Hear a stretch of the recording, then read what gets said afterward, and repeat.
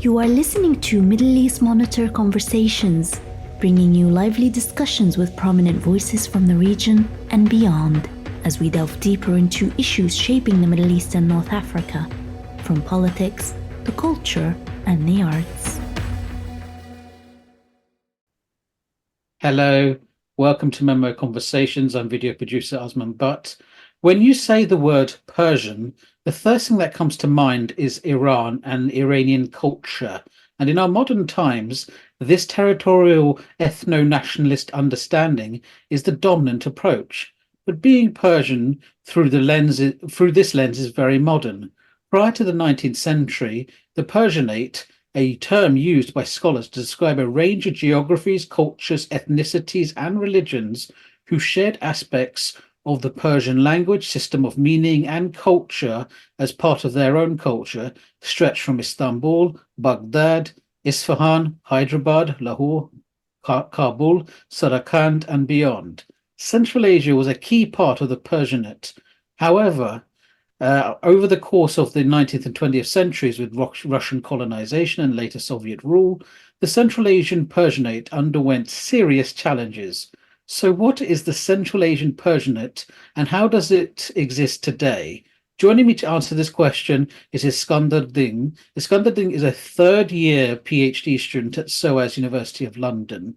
His doctorate project focuses on the syntax of the Yanhubiya language, the only living descendant of the Songdian spoken in Tajikistan. His research interests include linguistics of Iranian and Turkic languages, Persian dialectology, as well as Persianate literature and culture from the Balkans to South Asia. Iskandar, welcome to MEMO Conversations. Thank you very much. Thank you very much, Osman. And I don't think you'll do as badly as I did trying to pronounce some of that. I apologize. It is indeed. Yeah, these are very poor transliterations into English, I have to say. So it's not a big deal if you can't pronounce them correctly. Well, the worst is French. Right. Whenever I have a French word, I'm just like, what is this? Yeah. Well, you don't pronounce what you pronounce, Yeah, that's just how I do it. You have to love it or hate it. So before we sort of get into how you got into the sort of areas of studies that you're in, could you perhaps tell us a little bit about yourself, your background, and what sort of made you interested in, things like linguistics, language, literature, Central Asia, the Persianate, as well as, the cultures that are connected to it? Yeah, sure. I am from China. And I'm from the Hui Muslim ethnic group in China, which is the biggest of the 10 officially designated Muslim groups in China in terms of population.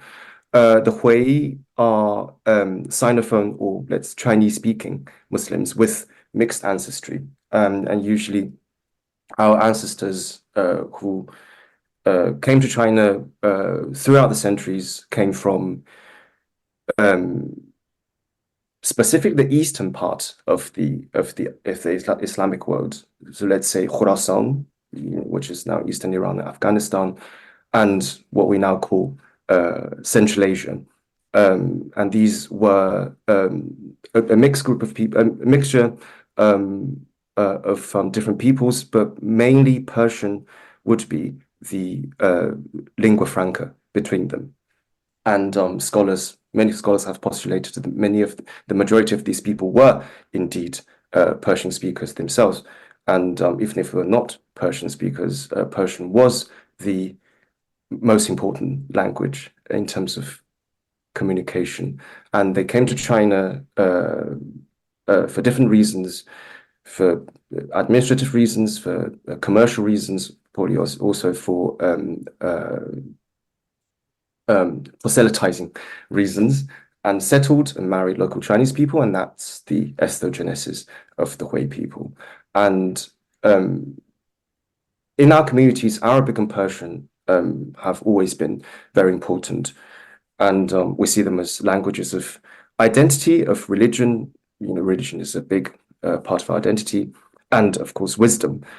And especially Persian And because, well, Persian was actually perceived as it was actually referred to as the Muslim language. The term Hui, actually, in Chinese, came to mean Muslim at a certain period of the history. Historically meant different things. I won't go into details. And even Jews and Christians at a certain point were called Hui. This is true, but it came to mean to designate Muslims predominantly. And the Hui language, Hui Hui in Chinese, referred precisely to Persian. And I suppose because of this, I see myself as a descendant of the Persianate world who grew up in a Sinophone world. And we're talking about two, if I have to use the German term, Kulturkreis, so cultural spheres, which in history bordered each other and still now, in fact, border each other, although we now have nation states. So I felt this urge, and I thought it was important for me to be both proficient in Chinese and Persian, and as well as to learn other Persianate languages. So is there now a sort of consensus on who the Hui are? Because I know this has been a very highly debated topic. I mean, just sort of to recap, so for the audience, I mean, there's about, what, 55, 56 ethnicities officially classed in China. 56.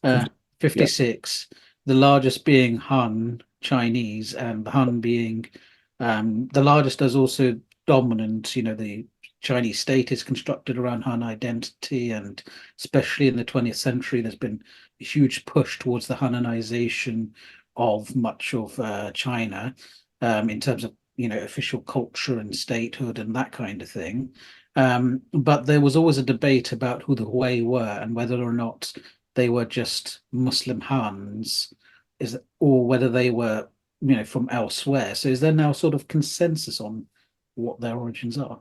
There's no consensus. I think in academia, of course, and as well as in public, every claim has its, I don't want to use this word, but ideological background. But I think it's very important to ask the Hui themselves, or ourselves, what we think of this term. And I think the definition has to come, well, part of the definition has to come from us.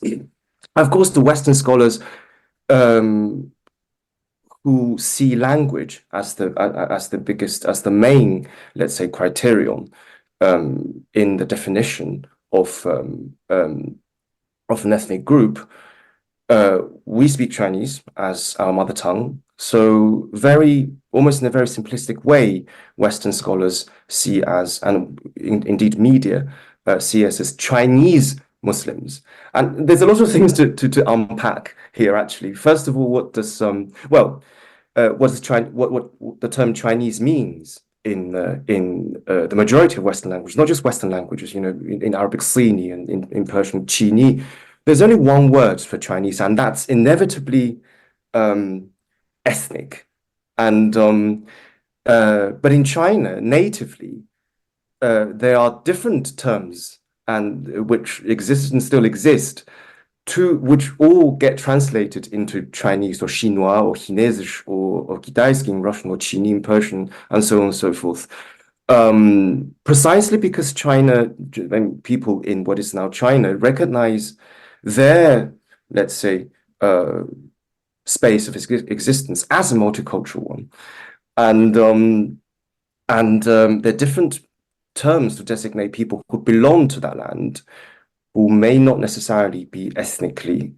This is probably a sort of, you know, anachronistic term to use here, but for convenience, I'm using it.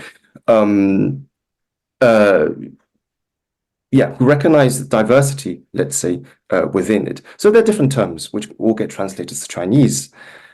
Whilst unfortunately, because people from the West tend to perceive China as a monolithic, ethnically monolithic entity, the term Chinese has been fixated on the Chinese ethnicity, whereas it doesn't have to be so. So let's say, if we take the term Chinese to mean ethnically Chinese, so let's say Han Muslims, from our perspective, and also from the perspective of the Chinese government, who officially designated the 56 ethnic groups, they are not classified, they're not recognized by us as Hui, and they're not recognized by the Chinese state as Hui. It's not like when a Chinese person, well, when a Han Chinese person converts to Islam, they change their ethnicity on their ID. In China, there are ID cards, and ID cards show your ethnicity. And they can't do that because it's not recognized by the Chinese state whatsoever. In that sense, no, Huis are not. Being Hui is, I always say to people that you have to have a history. Yeah, there's a family tradition. Whether we now look like Chinese people or not, it is very important that that our ancestry, no matter how far back in history, came from elsewhere, and that narrative, that discourse, no matter what Western scholars think of it, is very important to our identity. And Han Chinese people convert to Islam lack that family tradition, which I suppose already disqualifies them as some Hui. But in terms of historical reality, possibly from the Western perspective, 500 years of history, 600 years of history, 700 years of history is already enough to wash out, let's say, your genetic pool. But for within the Chinese cultural context, I suppose that's ironically how we are Chinese. Ancestry is very, very important. So for us, that's still very important. It's still relevant. In terms of culture, in obviously Hui people in China, different Hui communities have different cultures. And the more west you go in China, the more Hui communities you have, and the more, let's say, conservative people tend to be in their ethno-religious expression. There is a traditional importance of the use of the Arabic and Persian languages. And in fact, until the establishment of the modern Chinese state, a lot of people wouldn't be able to write in Chinese characters, and they would write the Chinese characters in the Arabic script called Xiao'erjing, which is a system of writing Chinese in the Perso-Arabic script. And there are many factors. I mean, many families have a story about how they came to China, how their foreign ancestors came to China. So, and it's very extremely well documented that prior to Islam, even after after Islam, people from lands west to China, especially Iranian-speaking peoples, not just Persians, settled in China and mixed with local populations, and this group of people and this is very significant in Chinese history. So there is history to testify to it, and based on these, I would say that no, Hui Muslims are by no means simply converts, ethnically Chinese, ethnic Chinese converts. Yes, there's a very complex history because, of course, as you know, anyone who, even if you don't know much about history, you've heard of Silk Roads, you've heard of all these trade routes, you've heard of all sorts of things. And so much like the Middle East itself, China is a highly diverse society and historically and so forth. But when it comes to sort of language, I mean, how many languages do you actually speak? Well, I actually hate this question because I don't know how to answer this. Depending on the situation, my fluency kind of differs. But I think fluently, well, the languages which I use daily, and if you chat to me, I can speak fluently and discuss politics or some sort of philosophy with you. Probably 5 or 6. But I know how to read in about 20 languages, mainly through comparison. I mean, if you know one language and if you have a linguistic mind, I'm a linguistic nerd. if you know one language, you tend to compare it with languages which are related to it, and then you learn these languages as well. If not speaking, at least reading. So I can read and understand and about 20 languages, but spoken fluency wise, only 5 or 6. Well, you're a true polyglot in that sense. Then you should. I wonder what you won't make of the whole YouTube polyglot space. Oh well, we'll have to make another video about this. Yes, indeed, indeed, indeed. What are these five? So I take it's obviously English, English, Mandarin, if I had Mandarin, to. Chinese, Persian, What else? Persian. Uyghur, which I learned myself, and Russian. Mm. So how much is that? These are the languages which I tend to use every day, due to what I do. And now I speak Yaghnobi. I wouldn't Yes. be fluent, but because I don't live in the community to speak to people. We're going to get onto that particular language because I've got questions about it. But it's Yes. interesting. So, how does, say, Mandarin compare to, say, Cantonese for someone who's obviously don't speak the languages, but how do they compare? Yes. Well, first of all, I have to point out that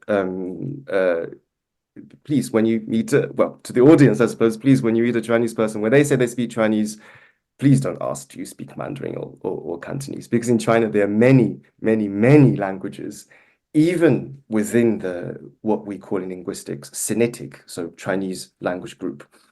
I mean, with Mandarin and Cantonese I wouldn't even say that it is one of the most important Chinese languages, but I'm not sure whether it's the biggest. I have to sort of have a look. They are Chinese languages equally as important. No, I only speak Mandarin to answer your question first. But in China, different regional Chinese varieties, let's say Sinitic varieties, are usually referred to as dialects. And of course, we all know that a language is a dialect with an army and navy, to quote a famous saying. And many of these varieties are very similar to each other, but many of them are very, very different from each other. And Chinese, well, Mandarin and Cantonese are very, very different from each other. They are two different languages, I would say, by let's say Western standards and Western academic standards at least. Yes, they are not mutually intelligible, but it also depends on the register. So I can understand a little bit of Cantonese when it is spoken formally and slowly. Otherwise, I don't. So they are. So what you're saying here is, if your friends take you on holiday to Hong Kong, just don't expect you to understand everything that's happening around you. 90% of the things said I won't understand. So they are very, very different languages. Won't sort of, I have no question about this particular point, because as you mentioned, historically they would write Mandarin in Arabic in the Hui community, but obviously Mandarin is a very different language, different structures. There's obviously characters rather than an alphabet. It's tonal as well. So how are these sort of complexities of these languages translated into a Persian-Arabic script? The tonality is not reflected in the Chinese script, in the Chinese characters anyway. So Chinese people have never written tones. I have to pause for a minute because I don't want to say the wrong thing, because I'm not an expert I'm just a native speaker of Mandarin Chinese. I'm not an expert in Chinese philology. But no, in the Chinese writing, Chinese characters don't indicate tonality. And that was because when the Chinese characters were first developed 3,000 years ago, I think, Chinese didn't have tones or didn't have this tone system that we know it today. So that's no problem if you want to change a script or whatever. The Perso-Arabic script is more malleable, I think, than people realize. I think at the start of the 20th century, end of the 19th century, a lot of reformers in the Muslim world tried to classify the Perso-Chinese alphabet as backward, and unscientific and inaccurate because Semitic scripts don't represent short vowels. But you can modify it, as many cultures have done. For example, the Perso-Arabic script was used to write Slavic in Bosnia and also in Belarus by the Tatar population, and the script has been adopted by many subcontinental Muslims to write their own languages, which have a bigger inventory of phonemes, of sounds, than the original Arabic letters. And yes, you can modify it, and that's what the Hui Muslims did. Short vowels are written with the vocalization signs already existent in Arabic, and dots are added to represent different consonants and so on and so forth. And yeah, so that's how. And also, what is really interesting in Shaojing, in the Perso-Arabic writing system for Chinese, is that people would use heterograms, which refer to a system of writing using the graph of a foreign language, but representing native words. Very similar to how the Japanese use Chinese characters, what the Japanese call kanji. These are Chinese characters, but they represent sometimes they're pronounced in the Chinese way, but other times they're not pronounced in the Chinese way. And then a significant number of Persian Arabic words are written down in Chinese text as they are, but when people read the text, they would read in Chinese. And sometimes these words would be only used for their phonetic values to represent Chinese words which have nothing to do with the original meanings of the words used. So it's a complex and fascinating way of writing, but yes, people did manage. Yes, the people always find a way.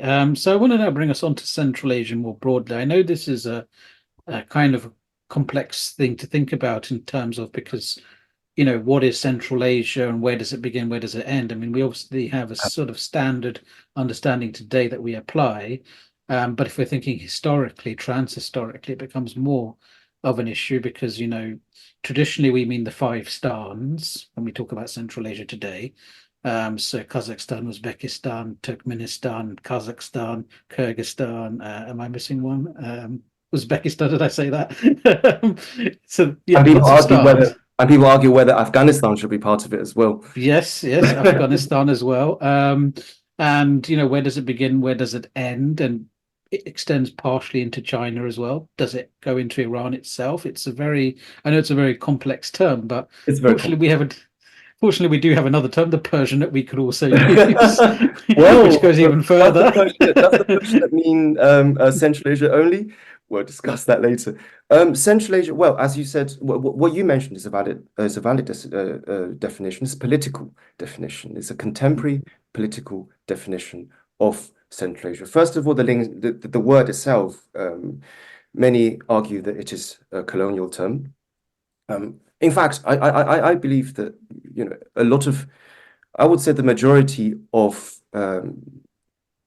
region terms starting with Central, East, and Eastern, Southern, Northern, and so on and so forth, are terms, concepts, let's say, that have been filtered through modern European academia.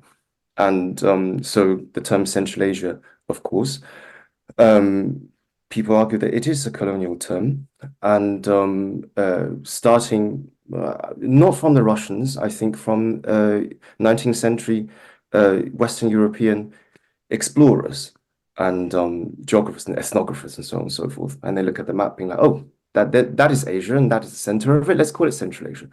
Um, and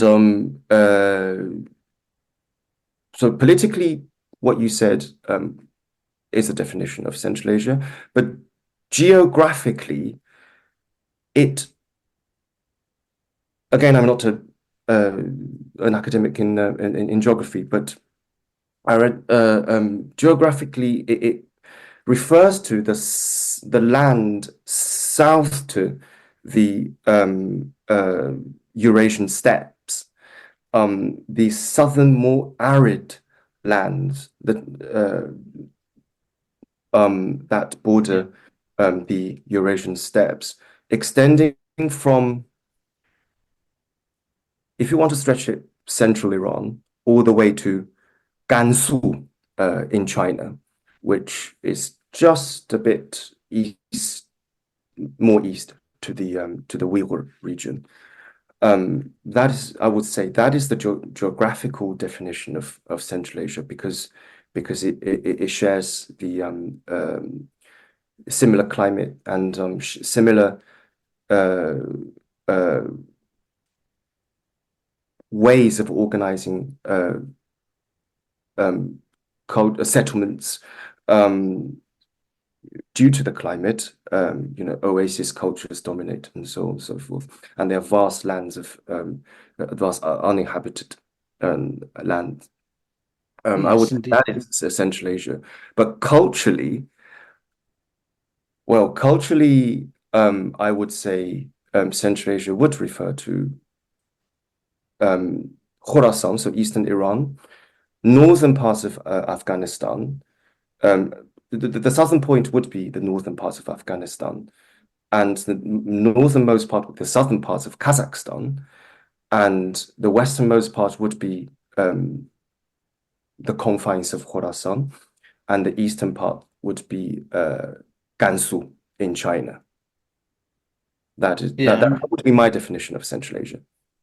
That's an interesting one, also. I mean, it's also a kind of a nicer one as well. I mean, the way when you talk about politics, the way these countries are often seen through, I mean, much like we've seen the debate over Ukraine and Eastern Europe, which is that there was a tendency for Europeans and outsiders to view these countries through the prism of Russia itself, because obviously everything that happened in the 20th century, and sometimes even the Central Asian republics are referred to as Stalin's 5 republics, which is another unfortunate reputation that they've developed. I don't know what else they might use. The territories of the former Mongol Empire. I mean, there's lots of different ways that you can refer to it, but it's kind of interesting. But I think the sort of cultural one is the one we're sort of more interested in today, because obviously, we talk about this thing called the Persianate, which I would argue, sort of stretches, through much of what is today Central Asia, but it goes all the way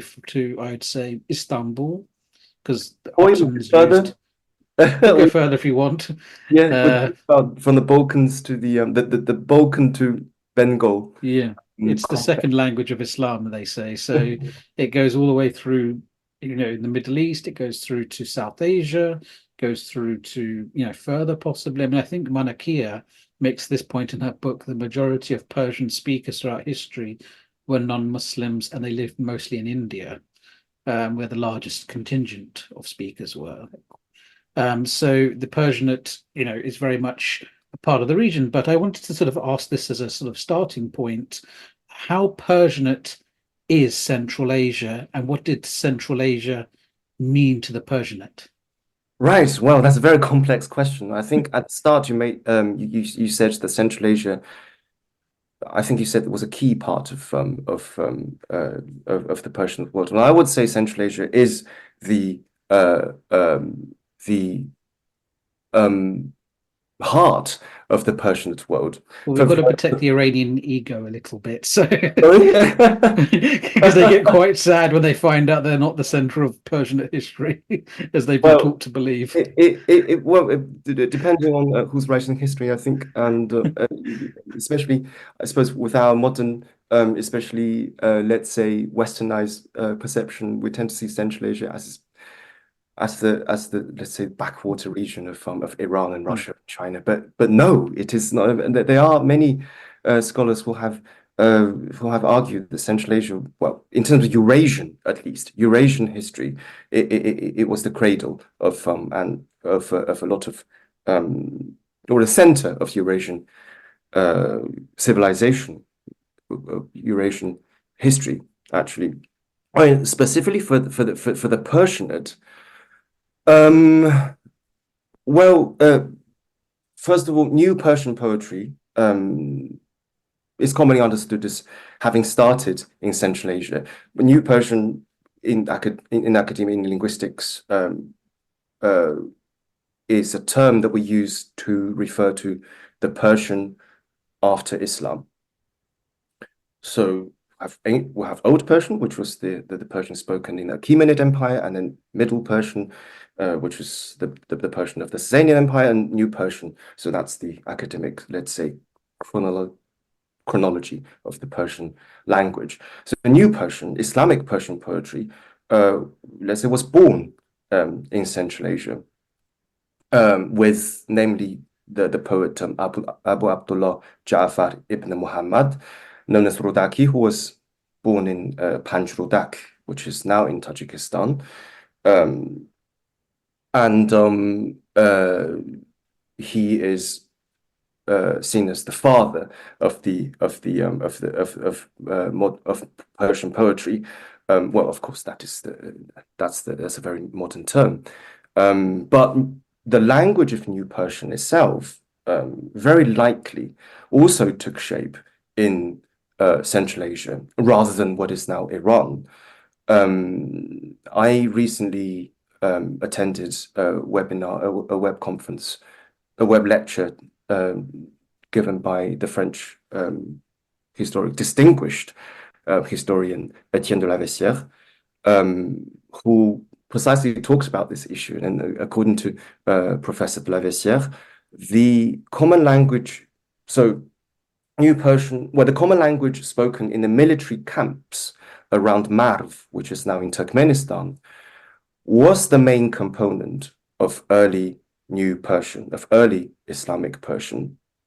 And this would have been a lingua franca or common language formed with Middle Persian dialects coming from the Sasanian, well, the former Sasanian space, mixed with Parthian, another very important Middle Iranian language, and with Arabic words. So in a sense, Persian actually, in a sense, was Urdu, because Urdu means military, right? So yeah, these were the Muslim soldiers stationed in the camps around Marv, which is now in Turkmenistan, which is in Central Asia. So Central Asia was the birthplace. You can say that Central Asia is was the birthplace of New Persian idiom and New Persian literature. And also a very important fact, and which I think a lot of people will find fascinating and probably don't know yet, is that the earliest surviving written record of New Persian is, well, here I'm not going to say Islamic Persian because it was written by a Jewish person. It was found in 1901 by Aurel Stein, who was a Hungarian British explorer who made some expeditions into Central Asia, especially in Xinjiang. It was found by him at a site called Dandon Uyluk near Khotan, which is now in the Uyghur region, also Central Asia. So this letter, well, it's a letter, and the letter dates back to the late 8th century. And as I said, it was written by a Jewish person, Jewish merchant. It was written in Persian, but in the Hebrew script. And the writer likely belonged to the Jewish community of Kaifeng, which is in Central Eastern China. So yes, well, and many famous cities evoked in Persian poetry, not just Persian poetry, but also Persianate poetries such as Turkic poetry, Urdu poetry, so on and so forth.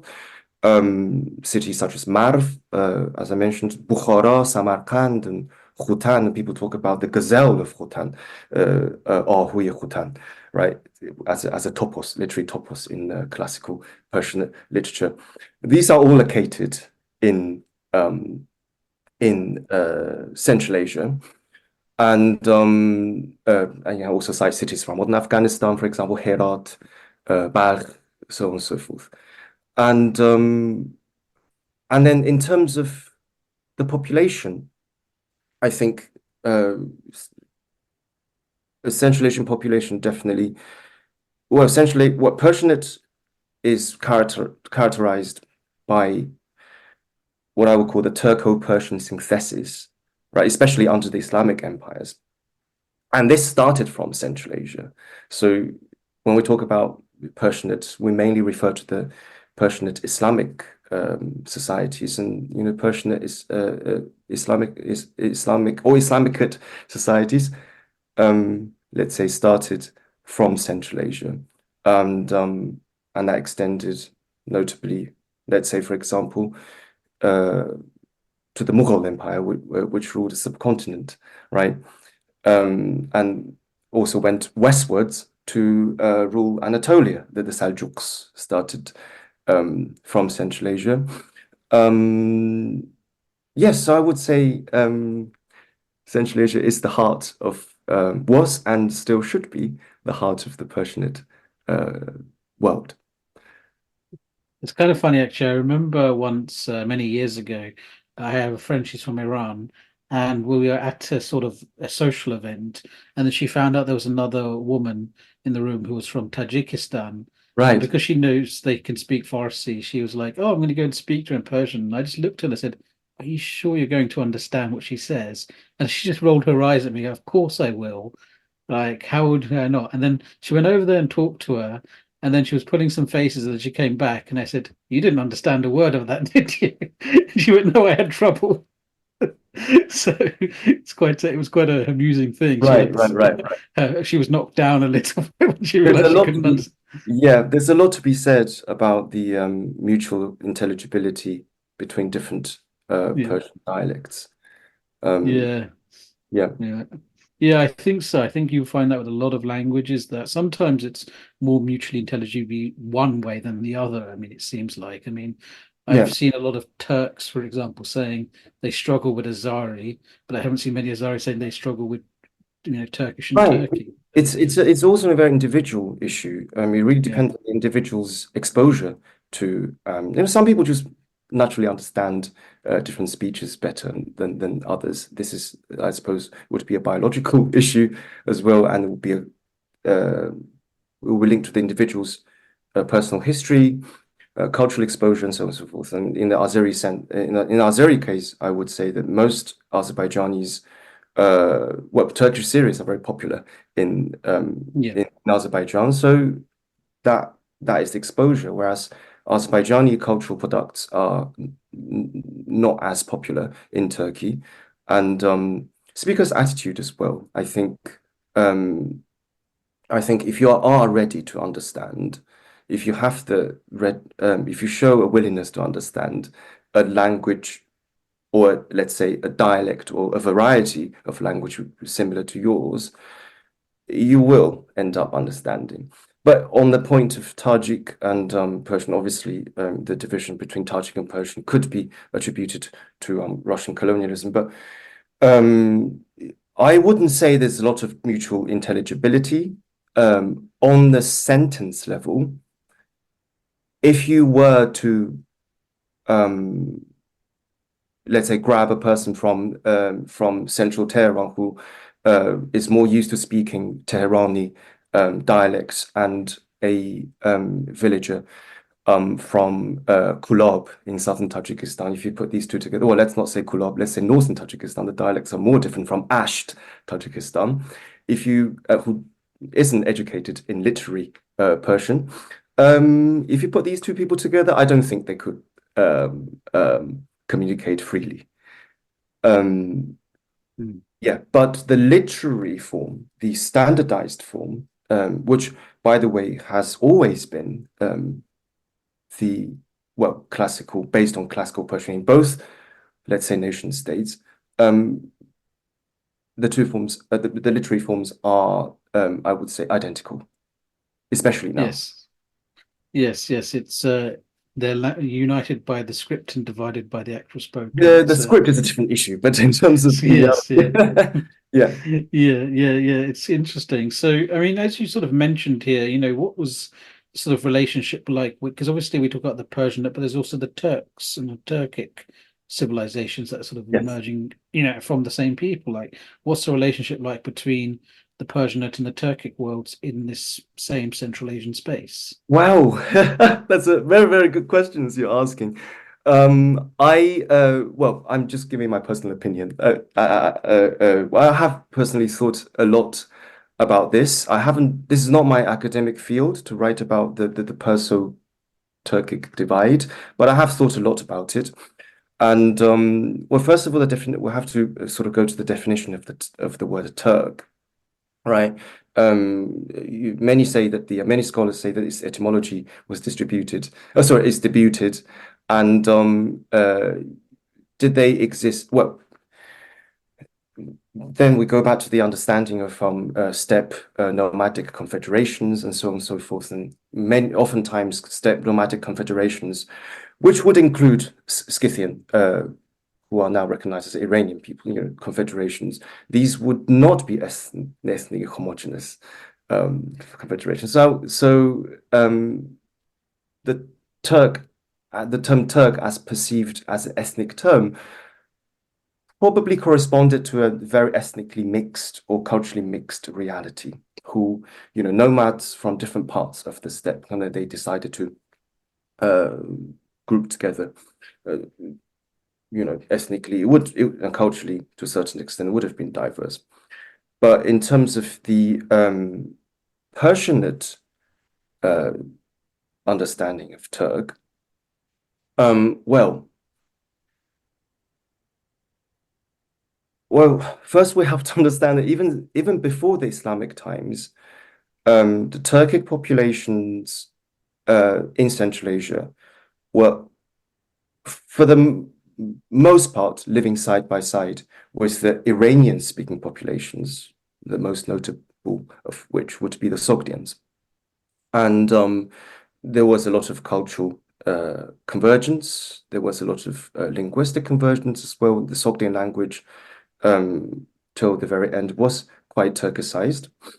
And they would live under each other's dominance. Sometimes the Iranian peoples would living in polities governed by Turkic speakers, and other times the other way around.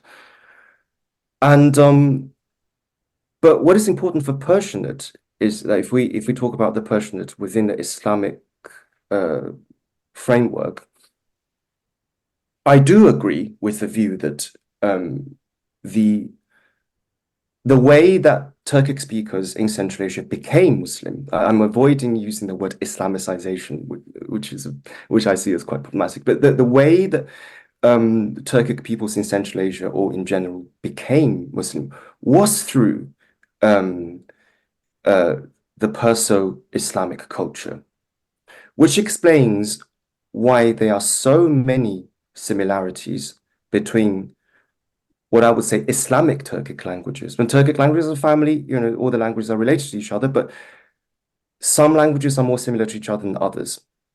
Namely, the linguistic continuum, let's say, from Anatolia. Modern standardized Turkish is its own thing, I would say. The traditional speech of Anatolia, Western Turkic, all the way to the Caucasus, what is now the Republic of Azerbaijan, and going down to Iranian Azerbaijan, and then going up to what is now Turkmenistan, so Turkmen language, and then Uzbek, and Uyghur. These 5 Turkic languages, Islamic Turkic languages, are remarkably similar to each other. And I would argue that's precisely because that's precisely due to a large number of Perso-Arabic words that came with the Islamicization through the Perso-Islamic culture, and a lot of obviously Turkic speakers, a lot of Turkic speakers now would what a lot of what the linguistic shift happened in a lot of areas, on this linguistic continuum, by which I mean that a lot of people who originally would have spoken other languages shifted to Turkic, and then there are many reasons for language shift, and this requires a different video. But it is a sociolinguistic phenomenon when the community gradually shifts, or suddenly, let's say, in many cases, to another language which they never used to speak, and sometimes not even by force as well. So we have a lot of these cases in history, and which contributes to the mixture of Turkic, and obviously the Perso-Islamic culture being the most dominant Islamic culture in the region. When the Turkic speakers gained power,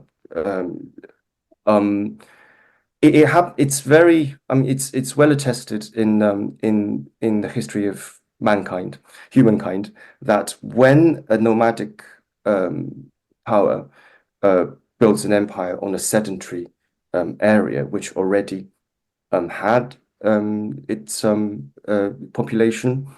For example, when the Mongols conquered different parts of Eurasia, when the Manchus in the 18th century conquered China, and these nomadic, let's say, social elite would inevitably, probably, perhaps for the sake of convenience of governance, adopt the sedentary culture, and I do agree with the view that the Turks, by governing already, through Islam, they assimilated Persian culture, appropriated Persian culture, Perso-Islamic culture. And by governing, the Persian or Iranian-speaking geography and population, they were culturally assimilated to the Perso-Islamic world. Yeah. Yes, so it's a very interesting relationship. But I wondered now if you could tell us very briefly about the work you're doing on Sogdian language. I mean, you've got a people who called the Yagnobis. How do you pronounce this? Yagnobi, and they speak obviously this language there in present day Tajikistan. And I wonder if you could tell us briefly about them, their language, and their relationship to Tajikistani wider Tajik society. Right. Well, first, I have to say a little bit about the Yaghnobi people and why it is very important. I think it's I almost see as a missing link to how we understand Central Asian history at the turning point of the coming of Islam. Well, now the Yaghnobi language and people are named after the Yaghnob Valley. The etymology of Yaghnob has been supposed to be icy water. So ab is water in Persian, and yaghn means ice. Yach in Persian, but some people put the missing link, and then I don't know how, I can't remember exactly how the n sound is explained. Yeah. So there's a valley in northwestern Tajikistan flanked by two mountain ranges. In the north, the Zarafshan mountain range, and in the south, the Hisar or Gisar in the Russified pronunciation mountain range.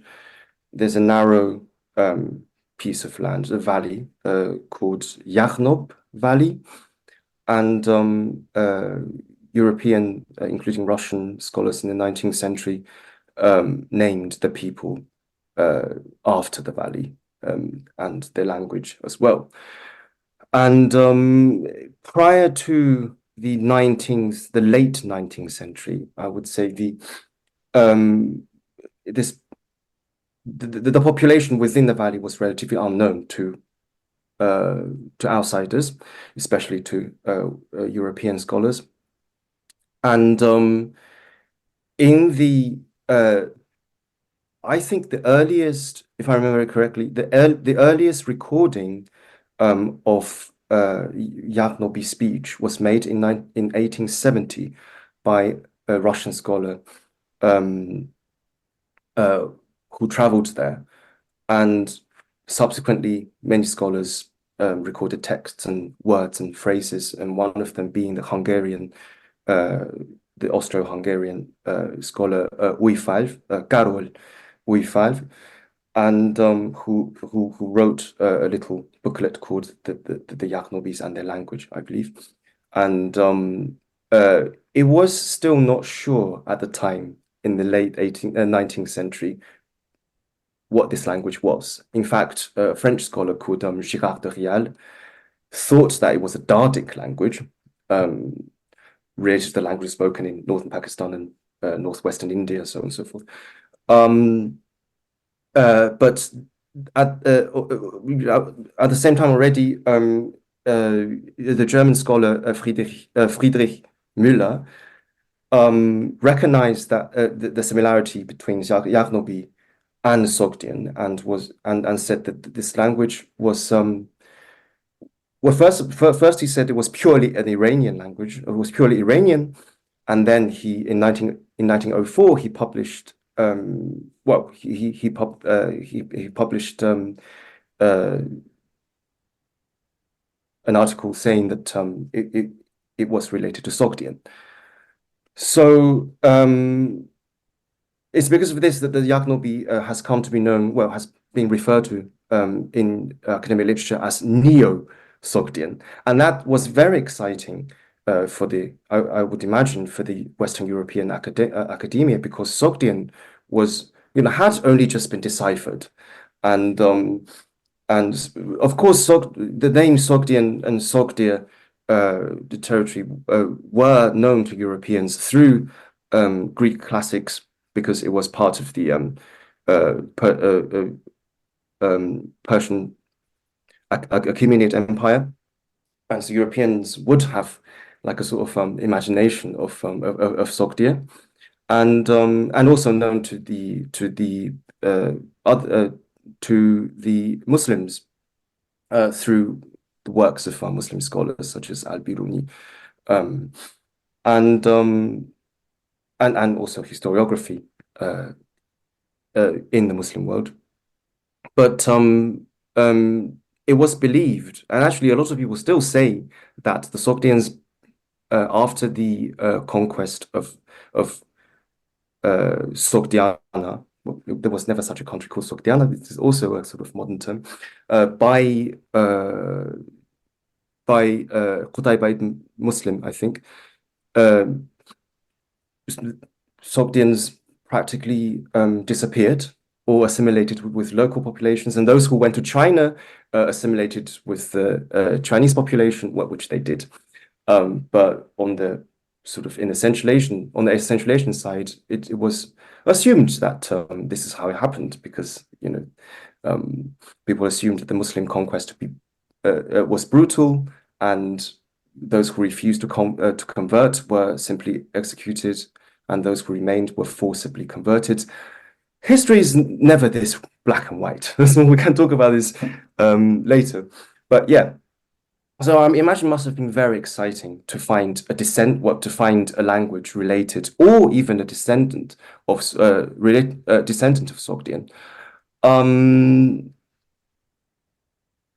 with more research, scholars came to realize that Yagnobi, in fact, is Yagnobi,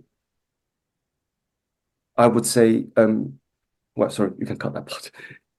With more research, I think scholars came to realize that Yagnobi is probably only related to Sogdian rather than being a direct descendant of Sogdian, because it has features more archaic than Sogdian, and it is now generally accepted that it is descended from the Yagnobi is descended from a variety, or let's say a dialect of Sogdian, possibly used and spoken in Ustrushana, which is the name of a region that's between Samarkand and Khujand, very close to Yagnob now, and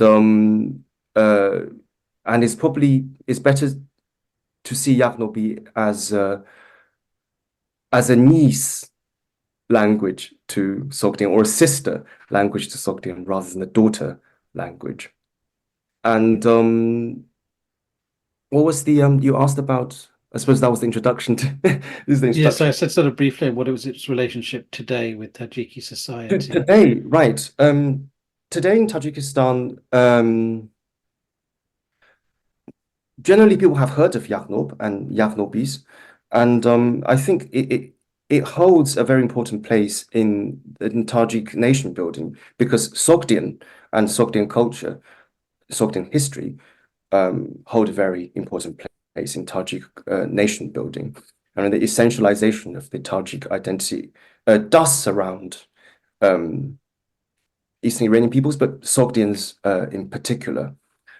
And but at the same time, Yagnobis are not seen as a separate millat. You know, Tajikistan has in Central Asia, there's a millat system, which is inherited from the Soviet period, and the Russian the Russian equivalent of this word would be nationalist, which doesn't mean nationality, doesn't mean the same thing as nationality does in English. It designates, simply put, an ethnic group. So the Yagnobis are not classified officially as an ethnic group. They are classified as Tajiks. And I met a lot of last year during my research. I met a lot of Yagnobis who would straight up say that they were Sogdian. The Sogdian identity is particularly is very important for Tajik nation building, and especially important for Yagnobis, because they actually do speak a language related to Sogdian. I wouldn't say that that Tajik society centers around Yaghnobi culture. In fact, many people have only heard about it and the name Yaghnob and Yaghnobi people, but they don't know anything more. I was asked by non-Yaghnobi Tajiks whether the language was a dialect of Tajik or whether it's a separate language. So people have, I would say, generally very little information on Yaghnobi. But yes, in terms of the Sogdian identity, a lot of Tajiks do see the Sogdians as their ancestors. Yes, indeed, and it's interesting as you're saying this. So it's obviously they do have a certain kind of prominence then within Tajikistan. Because my sort of last question, and we can sort of finish on this, is what is the relationship between the local authorities, not just in Tajikistan, but in other Central Asian countries? So you can think about Uzbekistan, you can think about others, towards this Persianate heritage, because as you've sort of mentioned a few times, obviously you had a period of Russianization as well, which disconnected many of these countries from the wider Persianate world. And a lot of linguistical changes came in, cultural changes, political changes. But obviously, many Central Asian countries post 1991 develop their own independence, and they start asserting a different, identities that are different. So, what is the sort of relationship like now and their attitude of the authorities towards this Persianate heritage? Well, first of all, we have to discuss probably the term Persianate a little bit. We have been using this term in this conversation without actually dissecting it, and I think it's very, very important to realize that Persianate as a term is a relatively new term. It's commonly believed that it was invented by the American scholar Marshall Hodgson in 1974, coined, let's say. And so it is predominantly an academic form. Let's not forget that. It's a predominantly academic form, and it's predominantly used in the English-speaking academia. And these two factors, I think, are kind of determine the fate of this term, because when it is an academic term, it doesn't, let's say, penetrate into the public as much. And academic terms tend to be defined and redefined constantly, and people constantly try to sort of find faults with it. And because the term has the word Persian in it, a lot of controversies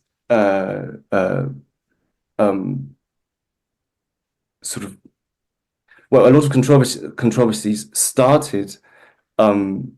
A lot of criticisms of this term precisely center around the word Persian, what it actually means, what it refers to, and academic terms usually are attempts that we as academics make to understand or to intellectualize a reality which is easily observable, but usually quite difficult to define. And every linguistic sign, every term is quite formally, let's say, limited in form, and the words can never capture the vast reality and, let's say, diversity of what we are trying to understand and describe and discuss. So, but because of the limited linguistic sign, and I think if I have to be Saussurean, because of the limited linguistic sign, a lot of conjectures can be made about it. So, and if, let's say, misused by politics, we have many cases in history, modern history, when academic vocabulary is misused, misinterpreted deliberately or unconsciously by politics. That can be, such as the term Aryan, for example, that can have catastrophic consequences on ordinary people. So that's one. Two, we don't even have an appropriate translation of Persianate into other European, usually academic languages, let alone languages of the peoples of the region that we now call Persianate, and that's due to the particular way that the English language uses the suffix, which comes from Latin, the suffix "ate," which in English means resembling or having the characteristics of, but it is not that much used in the same way by other European languages, and we simply, I suppose, haven't been able to found an equivalent in, let's say, Persian or Turkic or Urdu, or so on and so forth. There is a translation in Persian, and I think some Persian-speaking scholars have rendered it as Farsi Zabon, which literally means Persian-speaking, which destroys, I suppose, precisely destroys the purpose of this term, which tries to be inclusive, which is indeed inclusive of non-Persian speaking societies that share certain characteristics with Persian speaking societies, and I think that's very important to realize. Even in, for example, like, you can't just go up to, let's say, can you imagine going up to a Pakistani person and say, oh, you identify as Persianate. Can you expect the reaction? Most people, I think, outside of academia are not aware of this, and that is precisely why in Central Asia, well, I would say hasn't caught on at all. Precisely because of the nature of the term Persianate as an Anglo-centric academic term, and which let's say defies translation, right?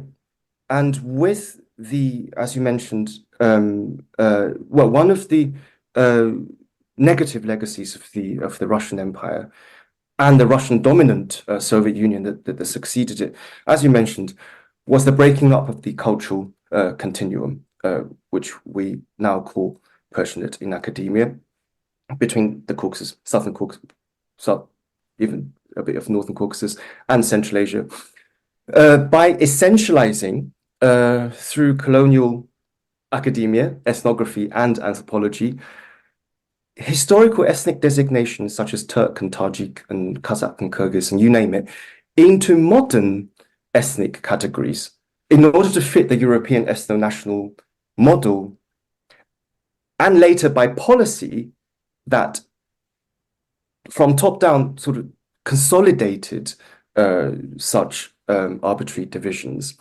And these modern nation states, which are very young, by the way, barely, over 32 years old, all these Central Asian stands. And the modern countries are, of course, continuation of this understanding of selfhood. And because of the nationalism, well, Russian, let's say Western 19th century and early 20th century ethnography defines an ethnicity as, or let's say as ethnic group, ethnos and nationalnost in Russian, as a group having distinct ethnogenesis, distinct history, distinct geographical distribution, distinct physical appearance as well, and distinct customs and traditions, food and clothes and so on.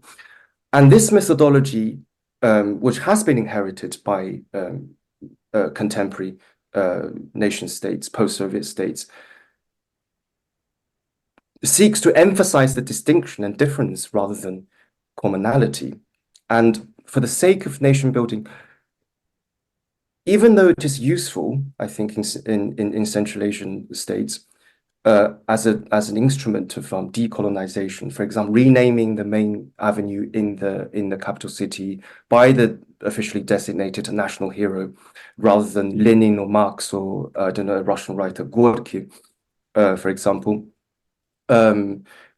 Yes, it is useful as a decolonial tool, but at the same time, I think ironically, it reinforces and consolidates the division, which was never there before, let's say, the arbitrary division, of course, which was never there before Russian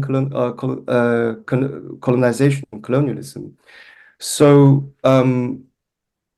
I don't think Central Asian intellectual circles or ordinary people or politicians relate to the term Persianate at all. Some people will be, well, very few people will be aware of this term, especially if they work in Western academia and or have contact with Western academia. But I don't think it's a popularized term, and certainly I don't think a lot of people would like to be Persian if they see the term Persian, because if mistranslated, which it often is, into other languages, Persianate can very easily become Persianized, and these two are not the same things. So yeah, I'm a bit well, I would say that they wouldn't. It's still now Central Asian state building focuses on differences rather than shared heritage. There are efforts within ordinary people, let's say in the public, to connect the dots, especially within Turkic speakers. But that is due to another form of pan-Turkism, which is another form of cultural, well, let's say imagined cultural unity, rather than the very well, pan-Turkism is a very ethnocentric, let's say, understanding of cultural unity, which contradicts Persianate, the term Persianate, which doesn't focus on ethnicity or constructed ethnicities and ancestry, but more on the cultural forms.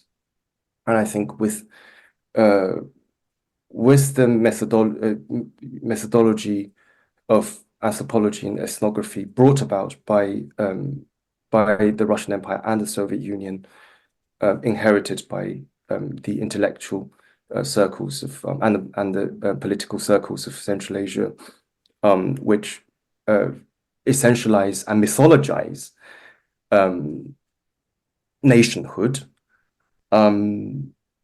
This term doesn't, and I wouldn't say will, anytime soon have any vitality in Central Asia, especially in the understanding of ordinary people. Iskandar Ding, thank you for talking to us at MEMO Conversations. Thank you. And to our audience, thank you for tuning in. If you've missed this one and would like to catch up or watch previous MEMO Conversations, you can go to our website. But please do tune in next time for more MEMO Conversations. This was Middle East Monitor Conversations, brought to you by the Middle East Monitor in London.